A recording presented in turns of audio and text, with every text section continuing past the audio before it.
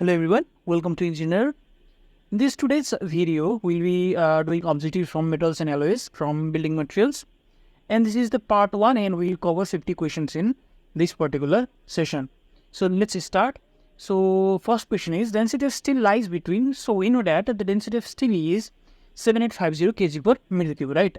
So we need to convert it to gram per cc. So we need to divide by 1000 because to convert this kg to gram, it will be 10 to the power 3 multiplied by 10 to the power 3, and to convert this meter cube to centimeter cube, it will be 10 to the power 6, right? So it will be 10 to the power 3 minus 6, it will be 10 to the power minus 3. So we need to divide this particular 750 value by 1000, right? So it will be 7.85. So 7.85 lies between 7.75 and 8.05. So our answer will be option number B.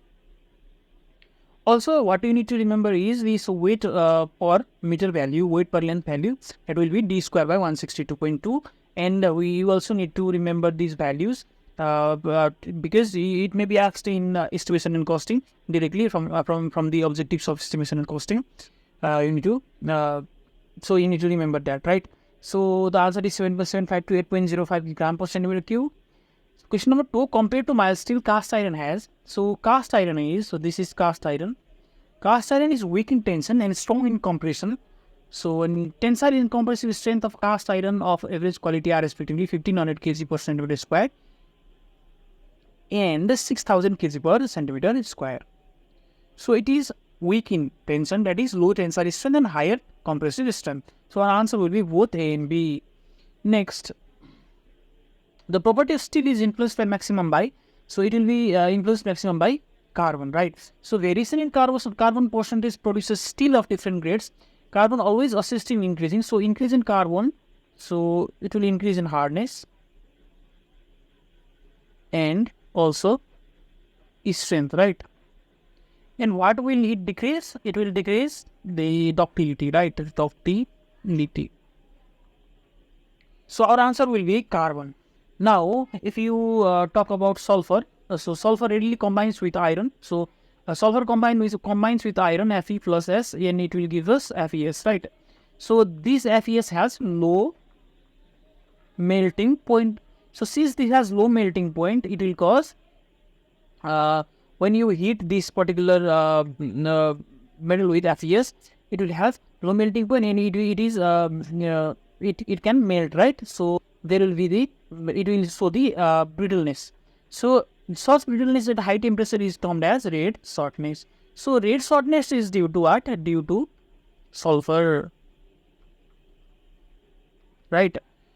Now, so to counteract this particular red shortness effect, so we can add this manganese and because manganese has a higher melting point than this particular manganese sulfide has higher melting point than the iron sulfide, and it has also manganese has also better affinity towards the sulfur, so more affinity towards the sulfur, so it will form MnS instead of FeS, and it will relieve red shortness, right? So and the ratio of manganese to sulfur, it will be 1.7 to 1 in order to form manganese sulfide and completely satisfy sulfur. Now, question number 4, Bessemer process is used for the manufacture of, so Bessemer process is the process for the manufacturing of steel, right? This is the steel. So this is a pear-shaped converter, and there is a brick lining inside here, and here is a tears. This is the wind hole, or the air is passed through this, right? So hot air blast is passed through this, and so to discharge the particular material from here, you need to rotate this particular tri-union axis handle, and it will be in the original position to discharge this particular molten metals. And to charge the particular converter, we need to put it in horizontal position, and this position is original position is the discharging position or the feeding position, whereas the vertical position is the working position. Now, if we blast hot air through these two areas, then here is really the molten pig iron, and here will be the flame at the mouth of the converter. Now, if you see here, first of all, the silicon is the first to be removed because it is mostly easily oxidized, right? And it will also generate heat. The last element to be eliminated is carbon, right? Now the flame finally drops after some time, and the blast is shut off, and quantity of ferromanganese is by gelation or some other suitable alloy steel as required is added.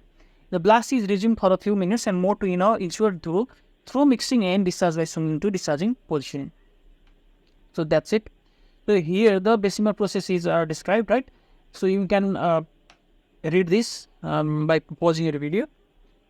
Now, other processes of manufacturing of steel are Bessemer process, cementation process, crucible steel process, duplex process, electric process, LD process, and open arc process. So this Bessemer process gives you softer variety of steel, softer variety. Okay. Let's go to the next question. Question number 5. The extent of carbon in wrought iron is up to. So the extent of carbon is up to 0.25%, right? Next question. Question number 6. The percentage of nickel in Invar is, it is 36%, right? So yeah, we can call it as Fe36, Fe36, and it is invariable to temperature change, so named Invar. So Invar, it comes from this invariable, right? And it has a low coefficient of thermal expansion as well. The crudest form of iron is, so the most crude form is what? The pig iron, right? So if we see here in the pig iron, the crude impure iron, so this is the crudest impure iron. And the question number 8, in mild steel, the iron content is 99% in mild steel. So you can see here, 1 cubic meter of mild steel weighs about, its density is 7850 kg per meter cube. So 1 meter cube it weighs 7850 kg. Primary bond in solids of a typical metal includes what? Ionic bond. Cast iron is used for, so cast iron has a high compressive strength and low tensile strength, right? And if you see here, it can be used for masonry and compression members. And if you also see here, it is used for columns, struts, because it has high compressive strength, and it can also be used as parts of masonry, right? Masonry and water pipes, and other ornamental works as well. So it can, but it is never used as tension member. So the cast iron is used for masonry as well, so water pipes and then columns also, right? So it is the answer is option number D, all of the above. Bicalcining and smelting iron ores, so crude and impure form of iron often is known as, it is pig iron. So if you see in the manufacturing of pig iron, there are 3 distinct operations involved. The first one is dressing, second is calcination and roasting, and third is smelting. Okay. The color of cast iron is, so there is grey cast iron, white cast iron, model cast iron, chilled, malleable, and toughened. So the answer is both grey and white. The compressive and tensile strength of cast iron are, so compressive and tensile strength is, the compressive strength is around 600 Newton per mm square, and tensile strength is around 150 Newton per mm square. So nearest 600, so nearest tensile is 150, right? And then nearest compression is, there is no 600, so 700. So first is the answer. For making spiral staircase, ideal material is, so for making spiral staircase, if you see in the cast iron here, for making spiral railings, you can use what? Cast iron, right? Purest form of iron is, wrought iron, right? Wrought iron. And maximum percent of carbon is 0.15%, and sometimes you can also find at 0.25% somewhere. Now, carbon content in wrought iron is around 0.15%, right? So this is the answer. The ratio of tensile strength to compressive strength of steel is, it is equal to 1. So mild steel has almost equal tensile and compressive strength, right? You can see here it is equally strong in compression as well as in tension. Rings are made of steel wires to increase what? Its bond strength. The answer is bond strength. The property of metal enabling it to be drawn into thin wires is known as, it is ductile. So it is the ductility is the property that allows to the metal to be drawn into thin wires, right? So we see here in the ductile material, a material which can be drawn into fine wires is known as ductile materials, and silver and copper are ductile materials. And malleable material, or material can be beaten into thin sheets or leaves, is known as malleable material. Example is gold. And for the top material, a material which does not break under a hammer is known as top material. Example is basalt. Okay. Next is the property of the metal enabling it to be transformed into different shapes by it is malleability, right? The property of metals due to which it can withstand shock is, it is toughness, right? Market form of copper are ingots, sheets, tubes, all of the above. So market forms of copper are all of the above: ingots, sheets, and tubes, etc. So the market forms of copper are ingots, sheets, tubes, and wires, right? The ore from which aluminum is extracted economically is, it is bauxite. Bauxite is the ore of aluminum. So Al2O3.2S2 is the molecular formula. Specific gravity of aluminum is 2.7. So answer is 2.7. Question number 26. Zinc is a metal. We all know that zinc is a metal, right? And it is basically used in galvanizing, right? Galvanizing. The heaviest metal is, option number A is steel, B is lead, C is tin, and D is cast iron. So specific gravity is of lead is 11.36. So our answer will be lead. Lead is the heaviest metal here, right? Which of the following metal is poisonous? So we can say that lead is also poisonous, right? We see here in the lead, it is extensively used metal in building construction and has a drawback of being poisonous, right? Duralumin is an alloy of, so duralumin is the alloy of what? Aluminum and copper, right? So, but in some books answer is given as B. So answer is given as B. But answer aluminum, copper, nickel, and magnesium is for the. This is for Y alloy: aluminum, copper, nickel, and magnesium. So other things are not given. So aluminum and copper basically is for duralumin. So answer should be option number A. So if you also see here, duralumin is an alloy of aluminum, magnesium, manganese, and copper. So this is the answer. Which of the following is a variety of aluminum alloy? So duralumin, alduryl, and Y alloy are the variety of aluminum alloy. So our answer will be all of the above, right? So alduryl is nothing but it is also a duralumin with thin coating of pure aluminum. If you give the thin coating of pure aluminum to this duralumin, it will become alduryl, right? Aluminum alloys used in building bodies of aeroplanes are, so what are used as the building bodies of aeroplane? They are duralumin and alduryl.